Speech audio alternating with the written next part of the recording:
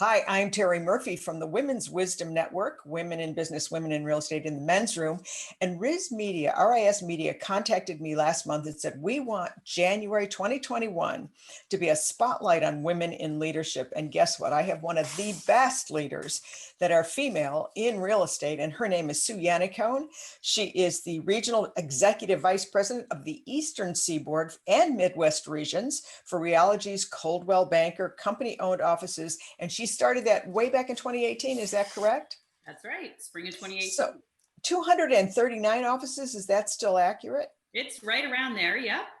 And in my favorite places, New Jersey, Long Island, Washington, D.C., Central Pennsylvania, Philly, Ohio, Chicago, my hometown, St. Louis, and Minnesota. On top of all of that, you have podcasts. We're going to get to that, but you have podcasts. You have a daughter that is young.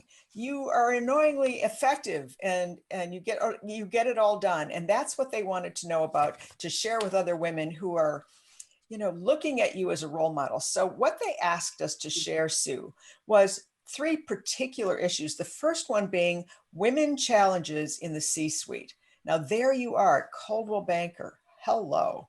And you've got a beautiful background in rising up to C-suites. Tell us a little bit about what you think are your primary challenges, especially as we go into 2021 with this unusual circumstances that we're in. Well, first, thank you so much for your kind words and for being here. I'm happy to be part of this. And I do have a little daughter. You can see the reality of that in my background with my drawings from her and her crazy school schedule on my whiteboard that I have to do because she's all virtual. So I do think one of the challenges outside of, or maybe intertwined with work today, is certainly that, right? The reality of a new reality and business being done from home for many people, and children being home or having to caregive. So I think that to me is one of the biggest challenges. Not just getting through that, but remembering that work has to be done. And I've been trying to frame my entire, call it last 7 or 8 months, through the mindset of making sure people are healthy and safe, right? Assuming good intent in our leadership decisions and protecting our business. Because I think what has happened is we had a pause when things occurred and the world sort of hit pause. And it was my job, I felt, to continue to keep everybody focused on still achieving their goals and still accomplishing through challenges and whatever comes, sort of out of left field that we may not be prepared for, calling on anything we've done in the past to continue moving forward and achieving those goals. The path may change, but we still have to have success and we still have to accomplish things. And as a leader, not allowing sort of the emotional side of things to lead, and rather being as empathetic but pragmatic and focused on results still it's been challenging. Well, the empathy factor is the number one, according to HBR, Harvard Business Review, the number one leadership thing. And one of the things we learn in the book you and I were just talking about, Humans Are Underrated, is that empathy means different things to different people. In leadership, it's more about listening. And for you to be a leader in a time that is highly filled with uncertainty and ambiguity. But you mentioned something that was really important. You talked about, and I like to call it the roadblock or the rabbit hole. So the roadblock came up, and we all know that was the pandemic. And you can go into the rabbit hole. I think we all did for about a week and went, well, this is cool. We get to wear yoga pants all day. But then the roadblock really helped us discover new ways. And so, and with that, I want to segue into strategies. You talked about being empathetic, listening, making people feel safe, but continuing to push business forward. Because we know statistically, according to Lawrence Yuen, real estate's off the charts. I mean, it is amazing. It's an amazing time, and it has forced us to do things differently. What kind of solutions have you found that have been evident with your company and your leadership? Absolutely. I think agility has come into play in a way that we've probably tried to encourage with individuals, but it was a requirement now. And so just simply pivoting to a more virtual environment, allowing people, the flexibility to work from where they were comfortable and where they feel safe and secure. right? So we pivoted at Coldwell Banker to, all virtual. So everybody going from in the office to home, right? So leveraging technology more. We've had to implement, ways in which you said the real estate market's going, gangbusters right now. People are making more today than they did in prior years because they leverage tools in a different way. Perhaps they are, doing Facebook, open houses, virtual open houses, rather than actually, walking somebody through a house. And as a leader, you draw on that as well. So you look at what's working for people. I think I had to give people the opportunity to take a minute, to take a breath, to figure out how they were going to work in this environment. We have unprecedented access into people's homes now when we're communicating with them and connecting with them. And that makes some people really uncomfortable. So how do we help them set boundaries? How do we lead by example by setting our own boundaries, right? So people understand that, from my perspective, I don't think I ever really cared all that much about the hours that you work, just get the job done, right? That's our girl. I mean, because come on, we all have stuff we have to do. And so it was more for me about ensuring everybody on my team felt that and understood that. So I'm very open and honest and transparent. I'll get on town halls and talk to my team about, I don't take meetings before X time in the day because I'm getting my daughter ready for school. Or, hey, if you have to take whatever it may be, I think as a leader, leaning into that vulnerability and that reality of what we're all going through, that we try, especially as women, to put that bravado up all the time. And I think at the end of the day, you gain more trust from your team if you're able to show that exists, but yet you're able to come through it and still figure out a way to get it done. And for me, it was allowing people room and then helping them center back on something tangible to focus on, to keep moving forward to keep holding them accountable to it. Because in a time of things being totally out of control, I think giving them something they could control, a goal that they could focus on, was super helpful and centering for people. Well, you mentioned three things that were really important. Vulnerability, I think, engenders trust because it shows that things don't always go perfectly. You talked about transparency, which, yes, we have a new level of transparency because we are working from home. And then the third part, I think, that was really important is that you specified boundaries. Now, I don't think women, I mean, in all the work I've done in the interviews I've done, which has been well over 250 interviews that were organized interviews, that boundaries was not our best card. We tend to be so highly adaptable. And like you said, you've got some pretty strict boundaries. I like to use a stoplight. Red light is absolutely non-negotiable in negotiating. And for your daughter's time getting her ready, that is key. Now for women though, we tend to be so adaptable that it goes into accommodation.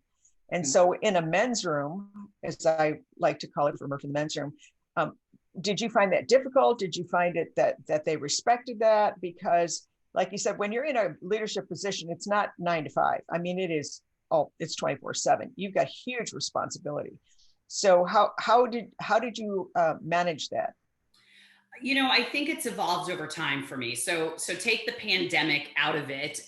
When I was coming up and younger in my tenure, I was not good at setting boundaries. And I think I felt that I had to just have no boundaries, be available all the time. And what I found over time is I wasn't effective that way. And I wasn't effective. I was trying to show up a lot of times as someone I wasn't, right? So, and that's exhausting. And so I found that I had to just instill those and come what may, right? This is who I'm going to be. This is where I'm going to set boundaries. Now, to many, I have no boundaries because their boundaries are significantly more than mine, right? I don't take unrealistic expectations of me time or, because I balance, to your point, it's a 7-day-a-week constant work. I get that. I own that. But I did find, and I find now as I've set them, there's more respect for it. I think people respect me for it. All of the team that works for me respects that. And I've seen them and encouraged them to do more of the same as well, right? I think you have to set the tone for how you want to be treated, and then in turn treat others the same way as it relates to that. So I think part of it came with some confidence in myself and my abilities, and knowing that, hey, if I set a boundary for an hour a day to leave me alone, guess what? I'm not right. And you know what? It's not going to make me fail in my career, and it's not going to make anybody, and it wasn't. I've said to people when I was running a global brand, look, I also realized that I have to travel a lot, and I'm not going to be home a lot, and I'm going to miss a lot. I never walked in and expected to say to whomever, yeah, I love this job, but I'm not going to travel. Like, my boundary is that I'm not going to go to Singapore or whatever. Like, that doesn't work. So you have to be realistic about the boundaries you set within the roles that you have, and then stick to them. And then you'll, I think, earn the respect of others around you through that. Well, clearly you do. And you've got a great admin team that help you with that. No, I mean, Stephen's terrific. He's wonderful. And that leads us back to life balance, which is the third element of what they wanted for this article. And that is elusive in so many ways, because life is not predictable. I mean, some days the truck breaks down and there's a snowstorm and there's something. If you have a name like Murphy, it's common. It's just a thing. So for life balance, here's one of the issues I know for high performing women is that we are warrior, we are warrior people. I mean, we can get her done, and you especially manage to communicate that and get it done. I mean, I do want to talk a little bit about your podcast series, because people go, oh my God, she's got a young daughter, she's married, she's got this ginormous job, she runs, she eats healthy stuff. It's like, okay, how do you do all that?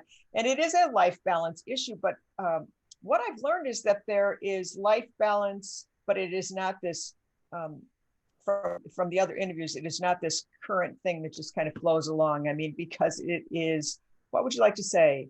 Interesting, unpredictable?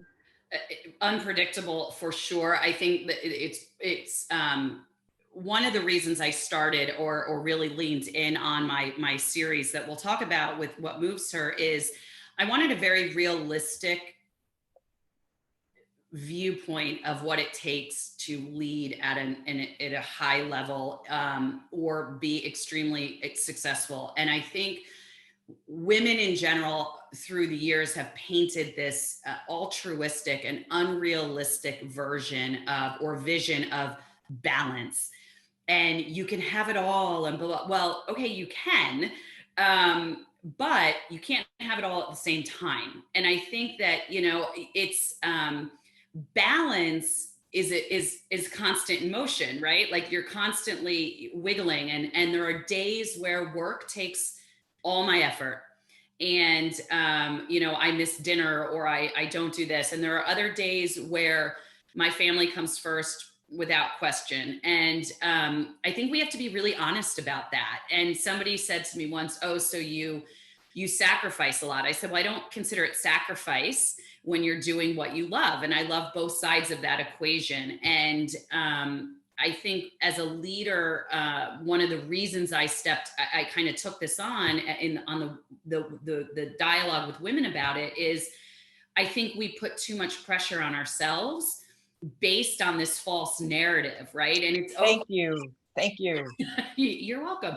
It's okay to also fall down some days. I walked out of this office a couple months into the pandemic, maybe 2 months in, because we had that just craziness for weeks. And then it was like I was in here for 13 hours and I walked out, and it was 7:30 at night. And I looked at my husband and daughter and I was like, I'm done. And I just went upstairs and went to bed, right? I was done. There was no balance. I had no balance left to give to the rest of my life, right? I'd given it all that day. And I tell people that, and maybe some people are like, oh, you shouldn't do that. I want people to know it's real. Like, there's not a, you don't do this without ever having that moment of, I'm tapping out right now. I'm just tapping out. And yes, and when we do that, sometimes the universe helps us out and takes us out for a while. That there's no even broken cookie left in the cabinet kind of thing after we've taken care of that. But I mean, at some point on a scale of 1 to 10, 10 being really great, some women, especially those annoying ones that look great and their nails are done and their hair is perfect and they have the right outfit and everything fits. We don't like them. But what you have to respect about that is that they took the time to take care of self. Yes. And as a mother, and you know this, you want to take care of your family and your children first. Even the dog gets really good attention. And then you're sitting there all fried up. So do you absolutely, I mean, you just told us you stopped and went to bed, but I mean, are there other things you do to reboot? I'd like to call it rebooting. Absolutely. You have to. And that's part of those boundaries. And that's part of that prioritization. And it's not selfish to put you first sometimes. And I think that's a lesson that, and a mindset that women have to get much more comfortable with. I try and exercise every day, or at least 4 or 5 times a week. Some weeks are better than others. Sometimes life just doesn't allow that. I like to get up and have my coffee by myself. Those simple things. I think what I have found is it doesn't need to be, for me, I have to be much more intentional in smaller moments than making it like I don't get whole days by myself to do anything, right? But the hour-long walk with my dog, without my phone, without music, without just centering a little bit. I started meditating this past year when things started getting, so it's that 30 minutes of just nothing, just learning to turn it off or recenter. For me, that has been, and for me during the pandemic, I'm home for dinner. I haven't been home for dinner in 13 years. I haven't been home, so even little things like that for me are sort of rebooting, I mean, because it's something I haven't been able to enjoy in mass for a very long time. Yeah, that whole digiphrenia piece of our brain and having that, even that 30 minutes of space or coffee alone, I mean, that's been a kind of a recurring theme here. Do tell us a little bit about the podcast and how that came about and why we should get more people involved in that. Yeah, thank you so much. So I started this series, What Moves Her, as part of the Coldwell Banker Women initiative. And it's really, it's given me almost as much as I hope it's giving to other women, maybe more. Ryan Gorman came to me sometime last year and said, what's your thing? You got to, and I'm like, I need a thing on top of it. Like, what? Like, okay. And so and he led me, he kind of breadcrumbed it because I think he knew exactly what I felt was missing, which was reaching a broader audience with this message, because I didn't have it, right? I've never worked for a woman. I didn't have all my mentors in my career were men, amazing men that pushed me forward before I ever thought I was ready to be. And that is incredible. But I realized when I reached a certain level and people started asking me how I did, what did I do, what, all these things, I was like, well, first of all, somebody cares, like that's weird. And then second of all, like, wow, it made me kind of look up and realize that there was a little bit of a void. There are a lot of women doing amazing things in our industry, but there wasn't a very global platform. And so I created What Moves Her to really focus on tangible skill set building for women to develop their leadership style and their leadership competencies. I opened it to everyone in the industry. So while it's through Coldwell Banker, it's open to anyone in our industry, anyone really anywhere. And it pulled from women, not just within real estate, but who've reached a level in their career anywhere. I think we tend to hear the same voices in our industry a lot. And so I wanted to bring outside perspectives in. So it started in Chicago. We did a live event. It was going to be a live series throughout the country. We very rapidly had to pivot to doing it virtual. And we renamed it The Portraits of What Moves Her. And that's where the podcast component of it evolved, because now they were recorded and it was interviews like this, and then we could repurpose it. And it's been amazing. I've brought on women, not just from within our company we did a session on, taking control of your career and taking control of your life, which women could use a lot of help sometimes doing, which is, acknowledging all the facets and then saying, okay, but I want to do this. And I'm going to be very intentional about my steps to get there. We had Sally Roberts on, who is the founder of Wrestle Like a Girl, and she was a elite Greco-Roman wrestler as well as a combat veteran, and talking about, you know, succeeding in a man's world and overcoming objections. And Summer Sanders, a US Olympian, on, who talked about the power of the pivot, you know, and it was so timely during COVID to bring her on, because it was, you know, look, she talked about her injuries right before she was, you know, in the Olympics and not making the first team that she wanted, and just how you overcome that through mindset. We have a whole session focused on health and wellness from Delia Passi was on, who's the founder of the Women's Choice Award. So for me, it's been amazing to hear these stories, but take it beyond just sort of feel good, you know, rah, rah, you know, Yes. kind of a sisterhood to, wow, I can take this and act. And it's been awesome. Like, I had one event and I got a call the next day from somebody who works with us who said, hey, I really want to be on your series because here's what I've done and here's what I can give back. And I love that. So I brought her on and had her. It was Passion Broussard, right? And then I know Pat. Yeah, Passion's terrific. it's amazing. Yes. And then I had, you know, other agents I've reached out that have reached out to me that I've helped mentor beyond now, or coach to take on the next step. So it's creating action, and it's showcasing women that are sort of, I think when you and I were talking before, you know, I want to not own the only seat at the table. I want to scoot over and bring more chairs up for more women, right? Oh, and excellent. That's beautiful. That's beautiful. Well, you know, we're on the same lines with Women's Wisdom Network. When I tried to start that years ago, is that there is undiscovered talent out there. Yes, there's the celebrity levels, and they get there because it's a beautiful story and it's a journey that we share with others. But then there are these women that are out there doing amazing things that don't get the voice, and that's what we're doing in different ways. But it's interesting how the universe aligns us, because it's the same energy of uplifting and showcasing and sharing, because that's what this is about. And I think when a woman of your caliber says, look, I went to bed, okay, that tells you that you're human and you're willing to share that with other women, because you're right, the highly polished, a highly glamorized level of what we catch on social media or even any kind of marketing doesn't really always depict life as it is. And even in those challenges, we get to learn, like I said, roadblock or rabbit hole. So I want to thank you for sharing this. How would someone contact you if they wanted to have you speak? And then do mention the podcast where we can find it. Oh yeah, absolutely. So that's you can go on the website, whatmovesher.com, or blog.caldwellbanker.com/portraits of what moves her. And you can find me. I'm on Facebook. I think I'm the only Sue Yannaccone, maybe. I don't know. You can also